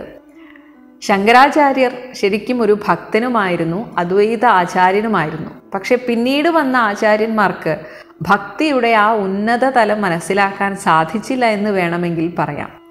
അതുകൊണ്ട് തന്നെ ശ്രീരാമകൃഷ്ണദേവൻ്റെ ഈ ഭാവം തോത്താപുരിക്ക് അത്ര അങ്ങോട്ട് ഒരു വിശ്വാസമില്ലാത്ത പോലെ, ഒരു അന്ധവിശ്വാസമായിട്ട് തള്ളിക്കളഞ്ഞു. എങ്കിലും ശരി, പോയി ചോദിച്ചിട്ട് വരൂ എന്ന് പറഞ്ഞു. അങ്ങനെ രാമകൃഷ്ണദേവൻ അമ്മയുടെ മുന്നിലെത്തി. അമ്മ, ഇങ്ങനെ ഒരാൾ വന്നിട്ടുണ്ട്, വേദാന്തം പഠിപ്പിക്കാമെന്ന് പറയുന്നു, ഞാൻ എന്താ ചെയ്യേണ്ടത് എന്ന് ചോദിച്ചപ്പോൾ അമ്മ പറഞ്ഞു, എൻ്റെ സങ്കല്പമാണ് തോത്താപുരിയെ ഇവിടെ എത്തിച്ചത്, നീ അത് പഠിക്കണം എന്ന് പറഞ്ഞു. അങ്ങനെ വേദാന്തം പഠിച്ച് ആ സാക്ഷാത്കാരവും നേടി. അതിൽ തന്നെ തോത്താപുരി അത്ഭുതപ്പെട്ടു. ആദ്യമൊന്നും ശ്രീരാമകൃഷ്ണദേവന് തൻ്റെ മനസ്സിൽ നിന്ന് അമ്മയുടെ ആ സങ്കല്പം, ജഗദംബ എന്ന സങ്കല്പം മാറ്റാൻ സാധിക്കുന്നില്ലായിരുന്നു. അതും കൂടെ മാറിയാൽ മാത്രമേ ആ നിർവികൽപ്പ സമാധിയിൽ, രണ്ടില്ലാത്ത ആ സമാധിയിലേക്ക് എത്താൻ സാധിക്കുകയുള്ളൂ. അങ്ങനെ തോത്താപുരി കുറച്ചൊരു കടുങ്കൈയൊക്കെ ചെയ്തു. ഒരു കുപ്പിച്ചില്ലുകൊണ്ട് രാമകൃഷ്ണദേവൻ്റെ ഭ്രൂമധ്യത്തിൽ ഒരു കുത്തുകുത്തി. എന്നിട്ട് പറഞ്ഞു, ഇവിടെ ശ്രദ്ധിക്കൂ. അങ്ങനെ അവിടേക്ക് ശ്രദ്ധിച്ചപ്പോൾ പിന്നെ ജഗദംബ എന്ന ആ ചിന്തയിൽ നിന്നും മാറി പൂർണ്ണമായ നിർവികൽപ്പ സമാധിയിലേക്ക് ലയിച്ചു. എന്നാൽ തോത്താപുരിക്ക് അത്ഭുതം വേറൊന്നുമല്ല, അദ്ദേഹം ഏകദേശം 40 വർഷത്തെ സാധന കൊണ്ട് നേടിയെടുത്ത ആ സമാധി അവസ്ഥ വെറും ഒരു ദിവസം കൊണ്ട് രാമകൃഷ്ണദേവൻ നേടിയെടുത്തു. ഇങ്ങനെ ഇരിക്കെ മധുരബാബുവും ഏകദേശം ഒരു 125 സാധകരുമൊക്കെയായി രാമകൃഷ്ണദേവൻ്റെ നേതൃത്വത്തിൽ ഒരു തീർത്ഥയാത്ര നടത്തി. കാശിയിലേക്കുള്ള യാത്രക്കിടയിൽ ദിയോഗറിൽ എത്തിയപ്പോൾ അവിടെ ആളുകൾ പട്ടിണി കൊണ്ട് അത്രയും കഷ്ടപ്പെടുന്നത് മനസ്സിലാക്കി മനസ്സലിഞ്ഞ രാമകൃഷ്ണദേവൻ മധുരബാബുവിനോട് പറഞ്ഞു, കുറച്ച് പണം ചെലവാക്കി ഇവർക്ക് വേണ്ടുന്ന ഭക്ഷണം ഒക്കെ കൊടുക്കണം എന്ന് പറഞ്ഞു. അപ്പോൾ മധുരബാബു പറഞ്ഞു, നമുക്ക് യാത്രക്കുള്ള പണമല്ലേ ഉള്ളൂ, ഇത് ഇവിടെ ചെലവാക്കിയാൽ എങ്ങനെയാണ് എന്ന് ചോദിച്ചപ്പോൾ രാമകൃഷ്ണദേവൻ പറഞ്ഞു, ശരി, എങ്കിൽ ഞാൻ വരുന്നില്ല, കാശിയിലേക്ക് ഇനി ഞാൻ വരുന്നില്ല, നിങ്ങൾ പോയാൽ മതി. ആ സമയത്തൊക്കെ മധുരബാബു അച്ഛ എന്നാണ് വിളിച്ചുകൊണ്ടിരുന്നത്. അപ്പോൾ പറഞ്ഞു, അയ്യോ അച്ഛൻ ഇങ്ങനെ പറയരുത്, എനിക്ക് വിഷമമാകും. ശരി, എന്നാൽ പറഞ്ഞതുപോലെ ചെയ്യൂ എന്ന് പറഞ്ഞപ്പോൾ ഉടനെ തന്നെ ദക്ഷിണേശ്വരത്ത് നിന്ന് കെട്ടുകെട്ടായി വസ്ത്രങ്ങൾ വരുത്തിച്ചു, ഭക്ഷണ സാധനങ്ങൾ വരുത്തിച്ചു. അങ്ങനെ എല്ലാവർക്കും, ആ ഗ്രാമത്തിലെ എല്ലാവർക്കും വിതരണം ചെയ്തതിന് ശേഷമാണ് ഇവർ കാശിയിലേക്ക് പോയത്. ആ കാശിയിൽ വെച്ച്, ആ കാശി സാധാരണ പറയുന്നത് സുവർണ നഗരം എന്നാണ്. കാശി എന്ന വാക്കിന് തന്നെ പ്രകാശം എന്നാണ് അർത്ഥം. എന്നാൽ സാധാരണ ആളുകൾക്ക് അത് കാണാൻ സാധിക്കില്ല. നമ്മളെ സംബന്ധിച്ച് എല്ലാ നഗരങ്ങളും പോലെ, ഇന്ത്യയിലെ എല്ലാ നഗരങ്ങളും പോലെ ഒരു നഗരം. പക്ഷേ രാമകൃഷ്ണദേവൻ ശരിക്കും സുവർണ കാശിയായിട്ട് കാശിയെ കണ്ടു. അതുമാത്രമല്ല, രാമകൃഷ്ണദേവൻ പിന്നീട് തൻ്റെ ശിഷ്യന്മാരോട് പറഞ്ഞതാണ്, ആ മണികർണിക ഘട്ടിൽ, അവിടെയാണ് ശവസംസ്കാരമൊക്കെ ചെയ്യുന്നത്. മരിക്കാറായ ജീവൻ്റെ ചെവിയിൽ സാക്ഷാൽ പരമശിവൻ രാമരാമ എന്ന താരകമന്ത്രം പറഞ്ഞു കൊടുക്കുന്നത് ഞാൻ എൻ്റെ കണ്ണുകൊണ്ട് കണ്ടിട്ടുണ്ട്. ഒപ്പം ജഗദംബികയായ അന്നപൂർണേശ്വരി ഓരോ ജീവനെയും ദിവ്യലോകത്തിലേക്ക് കടത്തിവിടുന്നതും ഞാൻ കണ്ടു. അതുകൊണ്ട് തന്നെ ഒരു സാധനയും ചെയ്തില്ലെങ്കിലും അവസാന നിമിഷം കാശിയിൽ വെച്ച് മരണമടഞ്ഞാൽ മോക്ഷം ഉറപ്പാണ് എന്ന് രാമകൃഷ്ണദേവൻ തൻ്റെ അനുഭവം വെച്ചിട്ട്, താൻ കണ്ട അനുഭവ സാക്ഷ്യത്തിലൂടെ ഈ ലോകത്തോട് പറഞ്ഞിട്ടുണ്ട്. ഈ കാലത്തും ചൈതന്യ മഹാപ്രഭുവിൻ്റെ ആ നിർദ്ദേശങ്ങളെ പിന്തുടർന്ന് ഒരുപാട് വീടുകളിൽ സങ്കീർത്തനങ്ങൾ നടക്കുന്നുണ്ടായിരുന്നു. അങ്ങനെ ഒരു കൂട്ടർ രാമകൃഷ്ണദേവനെ അങ്ങോട്ടേക്ക് ക്ഷണിച്ചു. അങ്ങനെ ഹൃദയനോടൊത്ത് അവിടെ ചെന്നു. അവിടെ ഭാഗവത പാരായണം നടന്നുകൊണ്ടിരിക്കെ ഭാവാവേശിതനായിട്ട് ചൈതന്യ മഹാപ്രഭുവിന് ഇരിക്കാൻ എന്ന രീതിയിൽ സങ്കല്പിച്ച് അവരൊരു ഇരിപ്പിടം തയ്യാറാക്കുമായിരുന്നു. അതിൽ പോയിരുന്നു. എന്നിട്ട് സമാധിസ്ഥിതിയിലായി. ആ സമയത്ത് എല്ലാവരും അത് ആസ്വദിച്ചു. ഭഗവാനെ നേരിൽ കണ്ടതുപോലെ ഒരു അനുഗ്രഹം കിട്ടിയതുപോലെയൊക്കെയായി. പക്ഷെ പിന്നീട് ചിലർക്കൊക്കെ അത് ശരിയായോ എന്നൊരു അഭിപ്രായം വന്നു. കാരണം പലർക്കും രാമകൃഷ്ണദേവൻ ആരാണ് എന്ന് അറിയില്ലായിരുന്നു. ഭഗവാന്റെ മഹത്വം ശരിക്കും അങ്ങോട്ട് മനസ്സിലായിട്ടില്ലായിരുന്നു. അങ്ങനെ അവരുടെ ഒരു ആചാര്യനുണ്ട്. ആ ആളോട് പോയി ചോദിച്ചു, ഇങ്ങനെ ഒരു സംഭവം നടന്നു, അത് ശരിയാണോ എന്ന് ചോദിച്ചപ്പോൾ ആ ബാബാജി പറഞ്ഞു, തെറ്റാണ്, അങ്ങനെ ചെയ്യാൻ പാടില്ല എന്ന് പറഞ്ഞു. എന്നാൽ പിന്നീട് രാമകൃഷ്ണദേവൻ ഈ ബാബാജിയെ നേരിൽ കാണാൻ പോയി. ബാബാജി രാമകൃഷ്ണദേവനെ കണ്ടതും ഭഗവാന്റെ ആ ഭാവാവേശവും സമാധിസ്ഥിതിയും കണ്ട് അപ്പോഴാണ് തനിക്ക് പറ്റിയ തെറ്റ് മനസ്സിലായത്. എന്നിട്ട് ക്ഷമയാചിച്ചു എന്നാണ്. അന്ന് ചൈതന്യ മഹാപ്രഭുവിൻ്റെ ജന്മസ്ഥലം നവദ്വീപാണ്. പക്ഷെ പിന്നീട് അത് നാദിയ ആയി മാറി എന്ന രീതിയിൽ, അതാണ് ജന്മസ്ഥലം എന്ന രീതിയിലാണ് എല്ലാവരും അവിടെ പോയി ആരാധിച്ചിരുന്നത്. എന്നാൽ ഈ നാദിയയിൽ പോയിട്ടും രാമകൃഷ്ണദേവന് പ്രത്യേകിച്ചൊന്നും തോന്നിയില്ല. പക്ഷേ ഗംഗാനദിയിലൂടെ ബോട്ട് യാത്ര ചെയ്യുന്ന സമയത്ത് ഹൃദയനും കൂടെയുണ്ട്. ഒരു സ്ഥലത്തെത്തിയപ്പോൾ പെട്ടെന്ന് രാമകൃഷ്ണദേവൻ്റെ ശരീരം വിറയ്ക്കാൻ തുടങ്ങി. ഹൃദയൻ പേടിച്ചുപോയി. ഇപ്പോൾ നദിയിൽ വീഴുമോ എന്ന് പോലും തോന്നിപ്പോയി.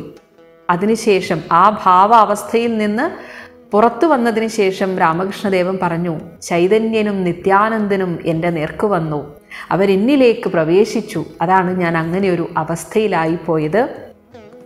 ഇതാണ് ശരിക്കും നവദ്വീപം. ഇവിടെയായിരുന്നു ചൈതന്യൻ ജനിച്ചതും വളർന്നതും.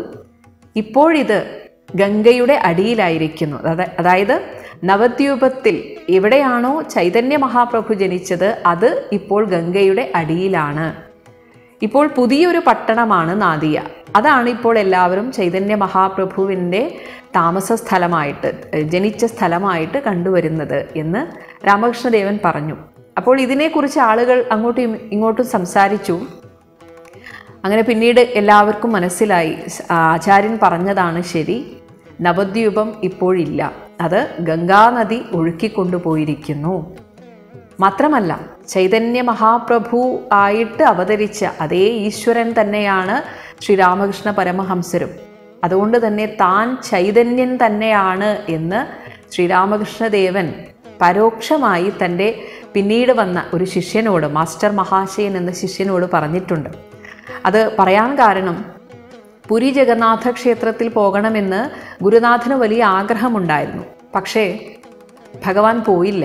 അതിന് കാരണം പറഞ്ഞത്, ചൈതന്യനായി ഞാൻ വന്ന ആടിയ കാലത്തെ ആ ലീലകൾ എൻ്റെ ഓർമ്മയിലേക്ക് വരും. പുരിയിൽ ചെന്നാൽ ഞാൻ ചൈതന്യനായി മാറും. അങ്ങനെ മാറിയാൽ പിന്നെ ഈ ശരീരം ഞാൻ വെച്ചുകൊണ്ടിരിക്കില്ല. അതുകൊണ്ട് നീ പോയാൽ മതിയെന്ന് മാസ്റ്റർ മഹാശയനെയാണ് പിന്നീട് പറഞ്ഞയക്കുന്നത്. അങ്ങനെ ഇത് പലർക്കും മനസ്സിലായില്ല എന്നതാണ് സത്യം. അതുകൊണ്ടാണ് ഭഗവാൻ അവിടെ കയറിയിരുന്നത് തെറ്റാണ് എന്നൊക്കെ വിധിച്ചത്. എന്തായാലും ഇത്തരത്തിലുള്ള ഗുരുജനങ്ങൾ, ഗുരുദേവന്മാർ പറയുന്നത് പിന്നീടുള്ള അനുയായികൾ അവർക്കത്രയും മനസ്സിലാകണം എന്നില്ല.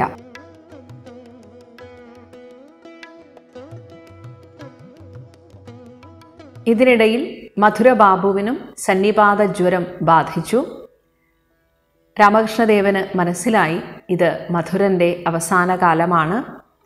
ആദ്യമൊക്കെ ഹൃദയനെ അയച്ച് അസുഖവിവരങ്ങളൊക്കെ അന്വേഷിക്കുമായിരുന്നു. പക്ഷെ ഒരു ദിവസം അയച്ചില്ല. അന്ന് പൂർണ്ണമായും സമാധിസ്ഥനായിട്ട് രാമകൃഷ്ണദേവൻ അവിടെ ദക്ഷിണേശ്വരത്തിരുന്നു. പുലർച്ചെ 5 മണിയായപ്പോൾ ഹൃദയനോട് പറഞ്ഞു, മധുരൻ പോയി. ദിവ്യജനനിയുടെ ലോകത്തിലേക്ക്, ആ ദേവിയിലേക്ക് മധുരൻ്റെ ആത്മാവ് വിലയം പ്രാപിച്ചിരിക്കുന്നു. സത്യത്തിൽ പലരും ഇപ്പോഴും ജാതീയമായി വേർതിരിവ് നടത്താറുണ്ട്. ഭഗവാൻ ഗീതയിൽ പറഞ്ഞ രീതിയിലൊന്നും അല്ല ആളുകൾ ബ്രാഹ്മണനെയും ക്ഷത്രിയനെയും ശൂദ്രനെയും വൈശ്യനെയും ഒന്നും കാണുന്നത്. എന്നാൽ ഇവിടെ നമുക്ക് കാണാം, നോക്കുമ്പോൾ ജാതീയമായി താഴ്ന്ന ജാതിയിൽപ്പെട്ടവരായിരുന്നു ഈ റാണിയും മധുരബാബുവുമൊക്കെ. പക്ഷേ അവർ ദേവിയിലേക്ക് ലയിച്ചു ചേർന്നതായി രാമകൃഷ്ണദേവൻ തന്നെ സാക്ഷ്യപ്പെടുത്തിയിട്ടുണ്ട്. അതുകൊണ്ട് ഭക്തിക്ക് അവിടെ സ്ഥാനമാനങ്ങളില്ല, ജാതിഭേദങ്ങളില്ല. നമ്മുടെ ഭക്തി മാത്രമാണ് അവിടെ പ്രധാനം. ഇതുപോലെ തന്നെ പല മതങ്ങളിലുള്ള വ്യത്യാസം എന്താണെന്ന് തിരിച്ചറിയാൻ ഗുരുദേവനൊരാഗ്രഹം. അങ്ങനെ ഇസ്ലാം മതത്തെക്കുറിച്ച് പഠിക്കാൻ ഭഗവാൻ നിശ്ചയിച്ചു. ഹിന്ദു മതത്തിൽ നിന്ന് ഇസ്ലാമായി തീർന്ന, അതിൽ തന്നെ സൂഫിസത്തിൽ വളരെയധികം പാണ്ഡിത്യമുള്ള ഒരാളിൻ്റെ കീഴിൽ കുറേ നാൾ ഇസ്ലാം മതം പഠിച്ചു. മാത്രമല്ല ആ സമയത്ത് ക്ഷേത്രത്തിലൊന്നും പോയില്ല. 5 നേരം നിസ്കാരം, മുസ്ലിമിനെ പോലെ തന്നെയായി എല്ലാ രീതിയിലുള്ള ഗുരുദേവൻ്റെ ഭാവഹാവാദികളും. അങ്ങനെ കുറച്ച് ദിവസത്തെ ആ അനുഭവത്തിന് ശേഷം ഒരു ദിവസം സമാധി അവസ്ഥയിൽ നീണ്ട താടിയുള്ള ഒരു ദിവ്യ ശരീരിയെ കണ്ടു. പ്രത്യേകിച്ച് മുഖം വ്യക്തമായിരുന്നില്ല. എന്നാൽ പിന്നീട് അത് നിർവികൽപ്പ സമാധിയിലേക്ക് പോയി.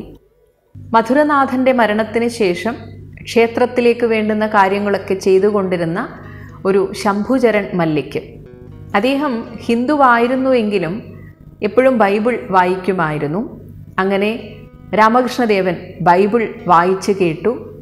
അതുപോലെ തന്നെ വേറൊരു ധനികനായ ജഗന്നാഥചരൺ, അദ്ദേഹത്തിൻ്റെ വീട്ടിൽ പോയപ്പോൾ അവിടെ മേരി മാതാവിൻ്റെയും പുത്രൻ്റെയും ചിത്രം കണ്ടു.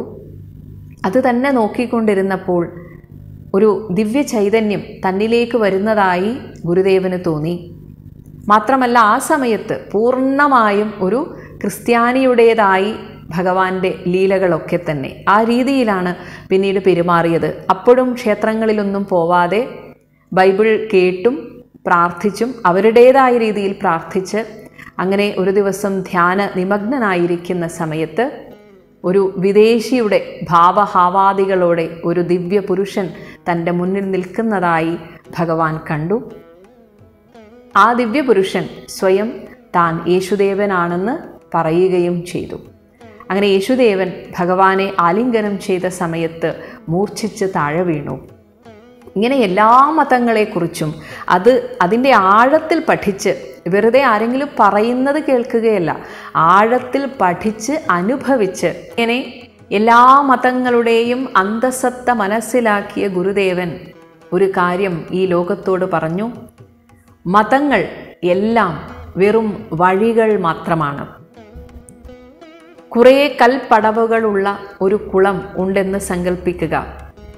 അതിൽ 4 ഭാഗത്ത് നിന്ന് നിങ്ങൾക്കിറങ്ങി വെള്ളമെടുക്കാം.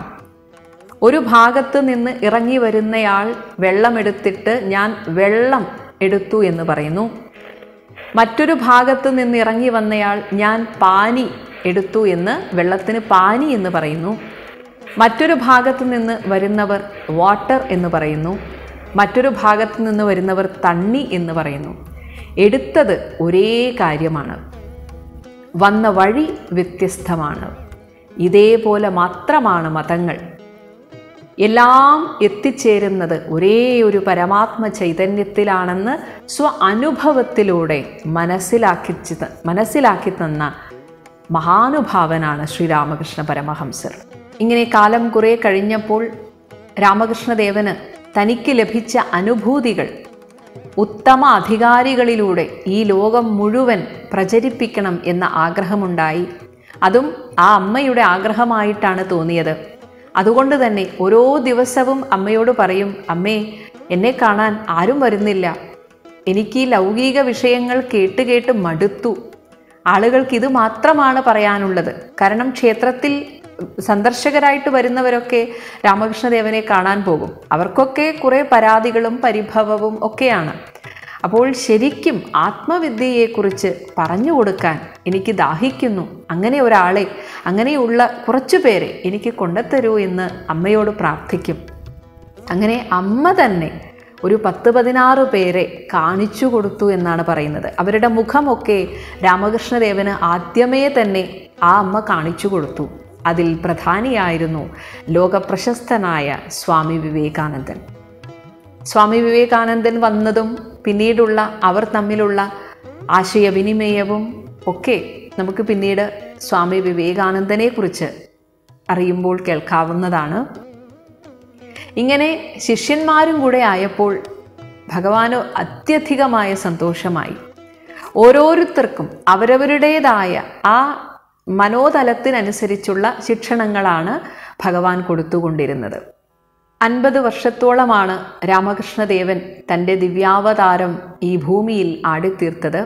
അവസാന കാലമായപ്പോഴേക്കും ഭാരതം മുഴുവൻ രാമകൃഷ്ണദേവൻ എന്ന ആ ആചാര്യനെക്കുറിച്ച്, യോഗിയെക്കുറിച്ച് അറിഞ്ഞു തുടങ്ങി. അതുകൊണ്ട് തന്നെ എന്നും തിരക്കായിരുന്നു ദക്ഷിണേശ്വരത്ത്. ഒരുപാട് പേർ, യോഗികൾ, പണ്ഡിതന്മാർ, എല്ലാവരോടും നിരന്തരമായി സംസാരിച്ച് അതിനിടയിൽ ഒരുപാട് സാധനകൾ ചെയ്തതിൻ്റേതായ ആ ശാരീരികമായ ബുദ്ധിമുട്ടുകൾ, പിന്നെ ചൂടുകാലമാകുമ്പോൾ തൊണ്ടയ്ക്ക് ഒരാശ്വാസമാകാൻ വേണ്ടി ഐസ് കട്ട വാരി വിഴുങ്ങുന്ന ഒരു പതിവും ഗുരുനാഥനുണ്ടായിരുന്നു. ഇങ്ങനെ ഇതെല്ലാം ചേർന്ന് വന്നപ്പോൾ എന്തായാലും ശരീരം വിട്ടുപോകാൻ ഒരു കാരണവും കൂടെ വേണമല്ലോ. അങ്ങനെ ആയപ്പോഴാണ് തൊണ്ടയിൽ ഒരു വേദന ഗുരുനാഥന് ശ്രദ്ധിച്ചു. ആദ്യമൊന്നും അത് കാര്യമാക്കിയില്ല. പക്ഷേ ഡോക്ടർമാർ കൂടിയുള്ള ചില ഗൃഹസ്ഥ ഭക്തന്മാർ വിദഗ്ധ ചികിത്സ വേണമെന്ന് ആവശ്യപ്പെട്ടു. അങ്ങനെയാണ് പിന്നീട് ദക്ഷിണേശ്വരത്ത് നിന്ന് ശ്യാമപുക്കൂർ എന്ന സ്ഥലത്തേക്ക് താമസം മാറി. അവിടെ കുറച്ചുകൂടെ സൗകര്യമാകും ചികിത്സക്ക് എന്ന് പറഞ്ഞിട്ട് എല്ലാവരും കൂടെ നിർബന്ധിച്ചിട്ട് അങ്ങോട്ടേക്ക് താമസം മാറുകയാണ് ചെയ്തത്. പക്ഷേ അവിടെ നിന്നും എല്ലാ ശിഷ്യന്മാർക്കും, തന്നെ കാണാൻ വരുന്ന എല്ലാവരോടും സംസാരിച്ചു കൊണ്ടേയിരിക്കും. തൊണ്ടയ്ക്ക് വേദന അസഹ്യമായാലും അതൊന്നും കാര്യമാക്കാതെ അപ്പോഴൊക്കെ ഗുരുനാഥൻ പറയും, ഒരാൾക്കെങ്കിൽ ഒരാൾക്ക് മോക്ഷം നേടണമെന്ന ആഗ്രഹം ഉണ്ടാക്കി കൊടുക്കാൻ സാധിച്ചാൽ അതിൽ പരം ഒരു പുണ്യം ഈ ലോകത്ത് വേറെ ഇല്ല എന്ന് ഗുരുനാഥൻ പറയും. ഇതിനിടയിൽ പണ്ഡിത ശശിധരൻ എന്നൊരു ശിഷ്യൻ ഭഗവാനോട് ചോദിച്ചു, ഭഗവാനെ, അങ്ങയെപ്പോലുള്ള മഹാത്മാക്കൾക്ക് ചെയ്യാൻ സാധിക്കാത്തതായിട്ടൊന്നുമില്ല. എന്തുകൊണ്ട് അങ്ങയുടെ ഈ രോഗം മാറ്റാൻ അങ്ങ് ആഗ്രഹിക്കുന്നില്ല? എന്തുകൊണ്ട് അങ്ങ് ചെയ്യുന്നില്ല എന്ന് ചോദിച്ചപ്പോൾ ഭഗവാൻ പറഞ്ഞു, അങ്ങനെ മനസ്സ് ഏകാഗ്രമാക്കണമെങ്കിൽ മനസ്സ് വേണ്ടേ? അതെൻ്റെ കയ്യിലല്ല. ഞാനതെപ്പോഴേ എൻ്റെ അമ്മയ്ക്ക് കൊടുത്തു കഴിഞ്ഞു. അതുമാത്രമല്ല, സ്വാമി വിവേകാനന്ദൻ ഒക്കെ നിർബന്ധിക്കും, ഭഗവാനെ ഞങ്ങൾക്ക് വേണ്ടി കുറച്ച് നാൾ കൂടെ അങ്ങ് ഈ ശരീരം നിലനിർത്തണം എന്ന് പറഞ്ഞപ്പോൾ, അങ്ങത് അമ്മയോട് പ്രാർത്ഥിക്കണം എന്ന് പറഞ്ഞപ്പോൾ, ശരി, നിങ്ങൾക്ക് വേണ്ടി ഞാൻ പ്രാർത്ഥിക്കാം എന്ന് പറഞ്ഞു. പിറ്റേ ദിവസം നരേന്ദ്രൻ ചോദിക്കും, അമ്മ എന്ത് പറഞ്ഞു? അപ്പോൾ ഭഗവാൻ പറഞ്ഞു, അമ്മ പറഞ്ഞു. അമ്മയോട് എന്താ പറഞ്ഞത് എന്ന് ചോദിച്ചപ്പോൾ പറഞ്ഞു, അമ്മ എനിക്ക് ഭക്ഷണം കഴിക്കാൻ പോലും പറ്റുന്നില്ല എന്ന് പറഞ്ഞപ്പോൾ അമ്മ നിങ്ങളെ മുഴുവൻ ചൂണ്ടിക്കാണിച്ചുകൊണ്ട് അമ്മ ചോദിച്ചു, ഇതാ ഇത്രയും പേരിലൂടെ നീ ഭക്ഷണം കഴിക്കുന്നത് ഞാൻ കാണുന്നുണ്ടല്ലോ എന്ന് പറഞ്ഞു. കാരണം അതാണ് സർവഭൂതഹിതേരതാഹ എന്ന് ഭഗവാൻ ഗീതയിൽ പറഞ്ഞിട്ടുണ്ട്. എല്ലാവരും ഞാൻ തന്നെയാണ്. അങ്ങനെ ഞാൻ ഭക്ഷണം കഴിച്ചില്ലെങ്കിൽ എന്താ, എൻ്റെ പ്രതിനിധികളായിട്ട് നിങ്ങൾ ഈ ലോകത്തുണ്ട്. അതുകൊണ്ട് എനിക്ക് സമാധാനമായി ഈ ലോകത്ത് നിന്ന് പോകാം എന്ന രീതിയിലാണ് ഗുരുനാഥൻ സംസാരിച്ചത്. അങ്ങനെ 1886 മഹാസമാധിക്ക് മുൻപ് ഒരു ഓഗസ്റ്റ് മാസം തൻ്റെ കൂടെയുള്ള ഒരു ശിഷ്യനോട് പഞ്ചാംഗം എടുത്തുകൊണ്ടുവരാൻ പറഞ്ഞു. എന്നിട്ട് 6-ാം തീയതിക്ക് ശേഷമുള്ള നല്ല ദിവസങ്ങൾ ഏതൊക്കെയാണ് എന്ന് ചോദിച്ചു. അങ്ങനെ വായിച്ച് ഓഗസ്റ്റ് 16-ാം തീയതിയുള്ള തിഥി വായിച്ചപ്പോൾ മതി, അത് മതി എന്ന് പറഞ്ഞു.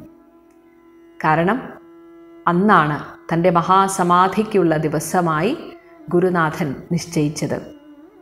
അതിനു മുൻപ് ഏകദേശം ഒരു 4-5 ദിവസങ്ങൾക്ക് മുൻപ് നരേന്ദ്രനെ തൻ്റെ കൂടെ ഇരുത്തി, തൻ്റെ അഭിമുഖമായി ഇരുത്തി രണ്ടുപേരും ധ്യാനനിമഗ്നരായിരുന്നു. കുറച്ച് സമയം കഴിഞ്ഞപ്പോൾ നരേന്ദ്രന് തന്നിലേക്കൊരു മിന്നൽ പ്രവാഹം ശരീരം മുഴുവൻ പ്രവഹിക്കുന്നതായി തോന്നി. അങ്ങനെ ആ ധ്യാനത്തിൽ നിന്ന് ഉണർന്നപ്പോൾ ഗുരുനാഥൻ കണ്ണീരൊഴുക്കുന്നതാണ് കണ്ടത്. നരേന്ദ്രൻ ചോദിച്ചു, എന്തു പറ്റി? ഭഗവാൻ പറഞ്ഞു, എൻ്റെ എല്ലാ ശക്തിയും ഞാൻ നിന്നിലേക്ക് സംക്രമിപ്പിച്ചിരിക്കുന്നു. ഈ ശക്തി കൊണ്ട് ഈ ലോകത്തിൽ നിനക്കൊരുപാട് കാര്യങ്ങൾ ചെയ്യാനുണ്ട്. എന്ന് പറഞ്ഞ് തൻ്റെ ശിഷ്യനെ മാറോടണച്ചു. അങ്ങനെ 1886 ഓഗസ്റ്റ് 15 രാത്രി കുറച്ച് സമയം എല്ലാവരോടും സംസാരിച്ചിരുന്നു. 16 പുലർച്ചെ ആ സമയത്ത് എല്ലാവരെയും നോക്കി ഒന്ന് പുഞ്ചിരിച്ച് ഗുരുനാഥൻ മഹാസമാധിയിലേക്ക് പോയി. ശ്രീരാമകൃഷ്ണ പരമഹംസരുടെ വചനാമൃതങ്ങൾ ഈ ലോകത്തിൽ മുഴുവൻ പ്രചരിപ്പിച്ചത് മാസ്റ്റർ മഹാശയനാണ്. ആ വചനാമൃതത്തിലൂടെ ഭഗവാൻ ഇന്നും ജനഹൃദയങ്ങളിൽ വസിക്കുന്നു. ഇത്രയും പ്രചാരം ലഭിച്ച ഒരു സന്യാസി സഭ, മഠം ഉണ്ടോ എന്ന് സംശയമാണ്. വിദേശ രാജ്യങ്ങളിൽ ഉൾപ്പെടെ ഭാരതത്തിലുടനീളം ശ്രീരാമകൃഷ്ണ മഠം സ്ഥാപിതമായി.